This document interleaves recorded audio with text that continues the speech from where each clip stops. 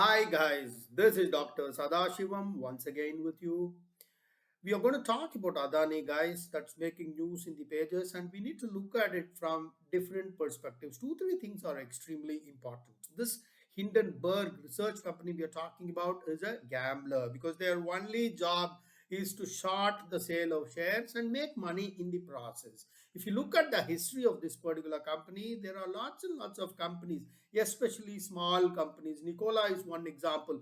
They did the same issue with that company, made the company to fall by 90%, and they made money in the process.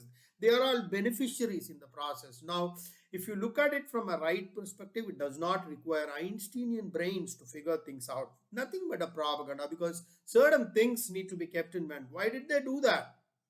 Answer is simple. They had shorted the sale of shares because in the short market, only if the share prices come down, they can make profits out of it. They will be beneficiaries. And secondly, how much of what they said was true needs to be seen. What did they see? Say they said it's overvalued. Is it a news? Is it something new for us? We all knew that. We have been talking about it. Secondly, they talked about over leveraging. We all knew about it. We are all talking about it. Third thing they said was the stocks are manipulated. Now, if you look at manipulation, it is not just that. All companies are volatile. They go up, they come down. Some companies go up too much, come down too much. Some companies, little volatility, what we call. You have a lot of stakeholders. You have DIIs, FIIs, so many other institutions. We are all aware of it. That Adani shares are slightly more volatile compared to other companies. People in the share market, they are aware of these facts. Now, if you look at this particular Hindenburg, what they say is, do we believe them 100%? You have other agencies, you have a court of law, you have SEBI, you have RBI, they're all doing their job. But in my opinion, the market has read too much into this particular report. And secondly, look at the timing of its release. Just when the FPO of Adani was opened, they released this.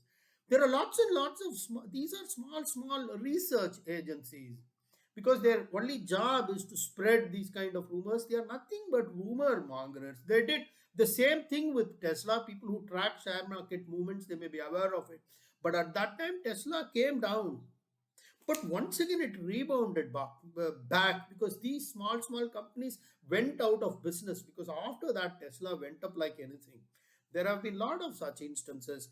GameStop is another. I will put up a separate video on this. Now, in this particular case, small companies have, released a research report. Something has happened, but there is something deeper, something called as a toolkit. Because if you look at India, India has grown leaps and bounds in the last 2 3 years. Look, 1 or 2 years. Look at other countries in the world. Your US, Europe, Japan, all those stock indices have come down, and there is only one index in the whole world which is Nifty.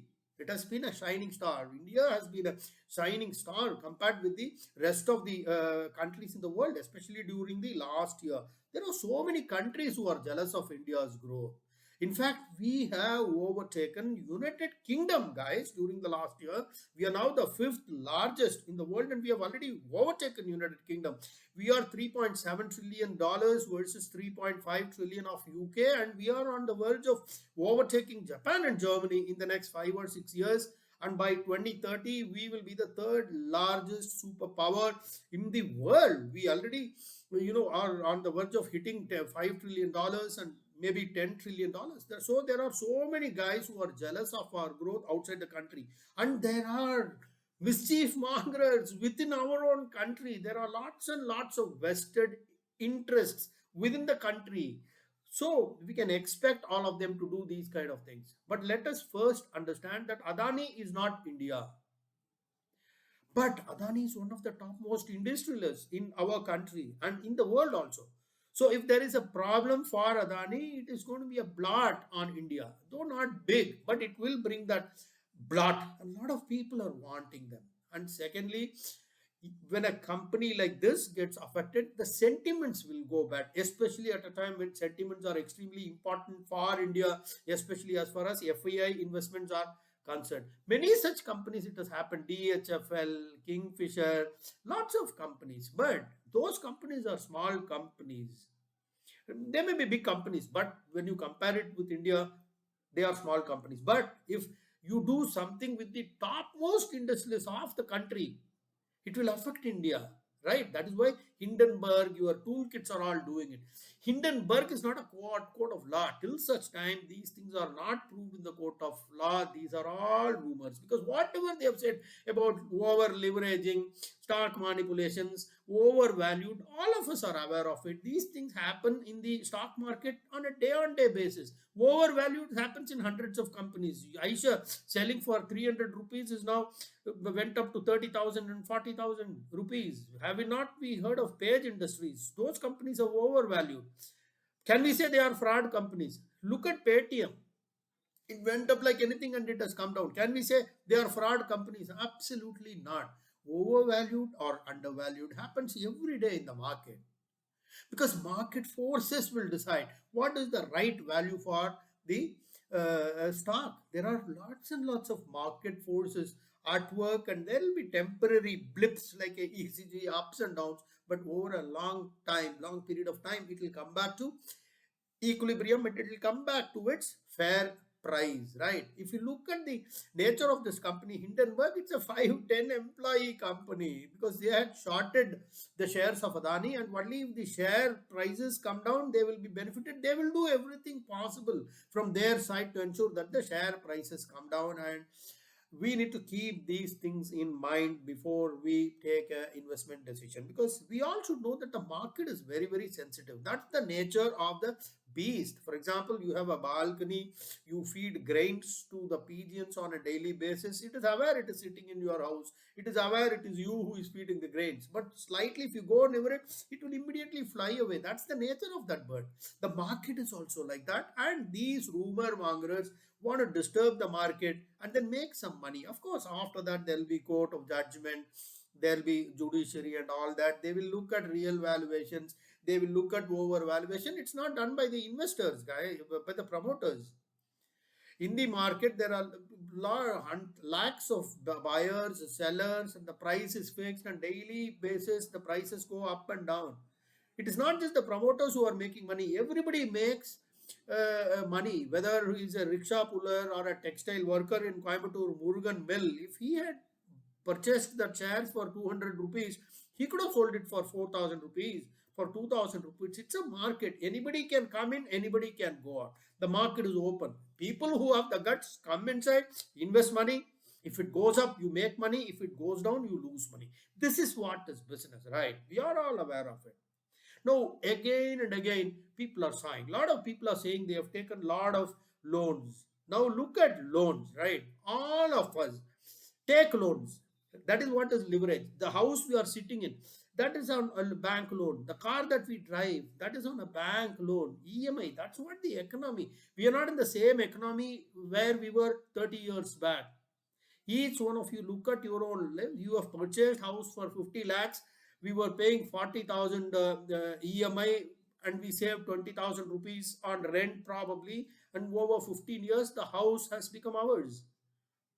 Houses purchased for 50 lakhs today are getting sold at 2.5 crores and 3 crores. We have taken loans, the loans have been repaid, and today we have a house of 2.5 crores. It can be 2.5 to 1 crore 50 lakhs. But at that time, it was a loan. Now, taking loan, whether it is good or not, it depends. But general economic principles say that if it is appreciating, in that case, if you leverage, then it is good. But if it is going down, depreciating, then it is bad. Depends on whether you invest your money in a sunrise industry or a sunset industry. Now look at industries where Adani is functioning. They have invested money in cement, very important, airport, roads, ports, and these are the sunrise of industries of the future. That is what people are saying. I don't have any shares of Adani. Let me tell you, I don't have equities of any stocks because I am a option seller, right? In Tamil, we have a proverb. Whatever people say, don't believe them. Believe in what you see. Look at data. Adani has invested in infrastructure, port, cement, data centers, green energy. These are the industries of the future because we have already seen that India has overtaken all the countries, and India is the fifth largest superpower in this world. And we have even overtaken United Kingdom, who have ruled us for 300, 400 years, and we only have four superpowers above us, which is Germany, Japan, China, and US. And in the next 5 or 6 years, we are on the verge of overtaking Germany and Japan. And for that to happen, all these, your roads, the energy, infrastructure, all these sunrise sectors have to go up. And Adani has invested in all these companies, and you can look at the future of these companies. We have been talking that it's overvalued for the last 3 years. When 200 share was selling for 1,000, people were shouting overvalued, overvalued. But the guy who was invested for 1,000, it became 2,000. He doubled his money. And when it reached 2,000, people were shouting overvalued, overvalued. The guy who invested at 2,000, when it became 4,000, he doubled his money. This is what a share market. You take the report. Now assume that this report was not released. Let us assume, you know, now over a period of 5 or 10 days, if it had fallen by 1%, 1.5% for 5 or 6 days, for 10 days, people would have digested that fact. The only thing people would have talked was, yes, these shares had gone up too much. It has come down by 10%. It will stabilize over a period of time. We can hope that it will go up. Some will buy on dips. Something of this sort could have happened. People would have digested this news because we all were waiting for this to happen. But now, let us wait. Let it come to the court of law. Let the courts decide. I'm not giving a free chit to Adani. Neither is that my motive. But all I'm trying to say is, let us not do anything in a haste. We are not saying Adani is the best man in the world. We don't know. But that's for the court of law to decide. That is for big institutions like SEBI and Reserve Bank of India.